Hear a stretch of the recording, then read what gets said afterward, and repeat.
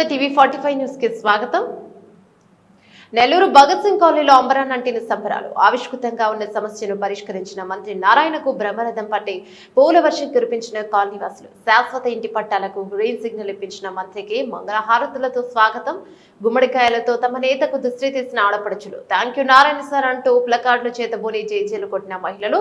కార్యసాధకుడికి వేదాశీర్వాదం ఇచ్చిన కాలనీ పండితులు. Door to door వెళ్లి శుభవార్త చెప్పిన మంత్రి నారాయణ. 1400 కుటుంబాలలో వెలుగురు. మంత్రికి ఆ జన్మాంతం రుణపడి ఉంటామంటున్న భగత్ సింగ్ కాలనీ వాసులు. నుడా చైర్మన్ కోటంరెడ్డి శ్రీనివాసరెడ్డి ప్రజా సమస్యల పరిష్కారానికి మంత్రి నారాయణ పెద్దపీట వేస్తారు. దార్శనికత కలిగిన రాజకీయ నేత మంత్రి నారాయణ. భగత్ సింగ్ కాలనీ వాసుల కల నెరవేర్చిన నేతగా మంత్రి నారాయణ చరిత్రలో నిలిచిపోతారు. మోసం వైఎస్ఆర్సీపీ నైజమైతే మంచి చేయటమే టీడీపీ ఇజం. మంత్రి నారాయణ చిన్న స్థాయి నుంచి ఉన్నత స్థాయికి ఎదిగి పేద కుటుంబంలో పుట్టిన నాకు చదువుతో పాటు సంస్కారాన్ని నా తల్లిదండ్రులు నేర్పారు. పేదల కష్టాల అవసరాలు నాకు తెలుసు. అందుకే వారికి అండగా నిలవాలనే నిర్ణయం తీసుకున్నాను. ఇక ఆ తర్వాత వచ్చిన ప్రభుత్వం భూమి అభివృద్ధిని పక్కన పెట్టేసింది. ప్రజా సమస్యలను గాలికి వదిలేసి ఎన్నికలు లబ్ధి కోసం భగత్ సింగ్ కాలనీలో వైఎస్ఆర్సీపీ దొంగ పట్టాలు ఇచ్చింది. లోన్ కోసం వెళ్తే దొంగ పట్టాలు ఇవి చెల్లవని కాలనీవాసులకు బ్యాంకర్లు చెప్పారు. ఎన్నికల ప్రచారంలో కాలనీవాసులు సమస్యను నా దృష్టికి తీసుకొచ్చారు. శాశ్వత పట్టాలు ఇప్పిస్తానని ఇచ్చిన మాట నిలబెట్టుకునేందుకు భేషజం లేకుండా పనిచేస్తా. ఇరిగేషన్, రెవెన్యూ శాఖలకు సమన్వయపరిచి పట్టాలకు మార్గం సుగమం చేస్తా. పార్టీలతో పని లేకుండా అర్హత ఉన్న ప్రతి ఒక్కరికి న్యాయం చేస్తా. టీడీపీ అంటేనే చేతుల ప్రభుత్వం అని మరోసారి రుజువైంది. సమస్యకు పరిష్కారం చూపిన ముఖ్యమంత్రి చంద్రబాబు నాయుడుకి కృతజ్ఞతలు. త్వరలోనే రాష్ట్ర ముఖ్యమంత్రి చంద్రబాబు నాయుడు చేతుల మీదుగా పట్టాలు పంపిణీ జరుగుతుంది.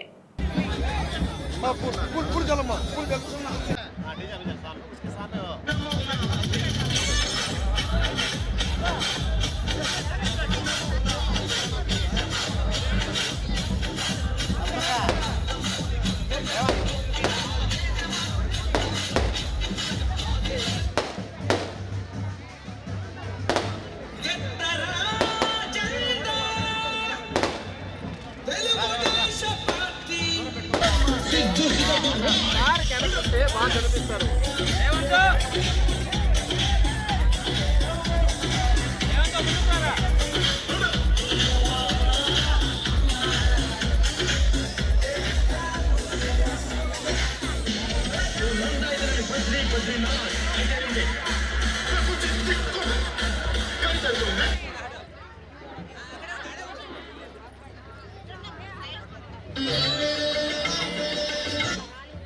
చెప్పినాడు ఒకనాడు రాజకీయ పాఠాలు చెబుతాడు ఈనాడు.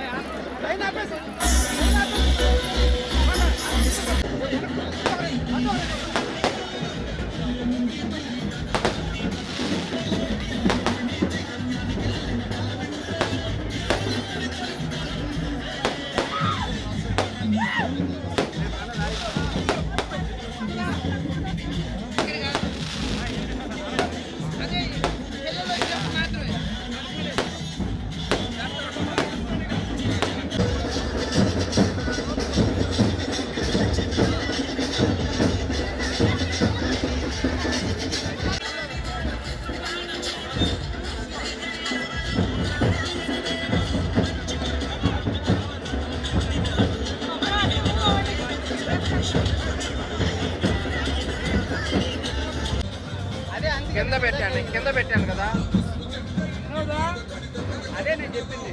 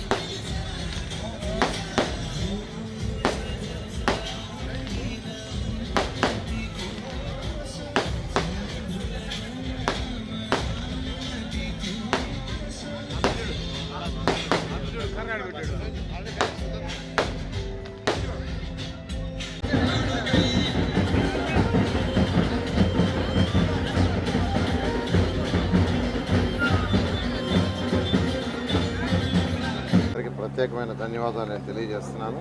ఎందుకనంటే ఎంతో కాలం నుంచి ఇక్కడ వీళ్ళు ఇల్లు కట్టుకుని ఉన్నారు. అందరూ చక్కగా రేకులు బిల్డింగు ఏదో ఒకటి కట్టుకొని ఉన్నారు. అయితే ఎంతో కాలం నుంచి వాళ్ళు పట్టాల కోసం ఎదురు చూస్తున్నారు. ఎవరైనా వాళ్ళ సొంత ఇల్లు అంటూ ఉండాలని కోరుకుంటారు. అయితే గత ప్రభుత్వం వాళ్ళకు ఒక కాగితం ఇచ్చింది. అది ఒక చిత్తు కాగితమే. అంటే మీరు ఇక్కడ ఉంటున్నారని ఇచ్చారు.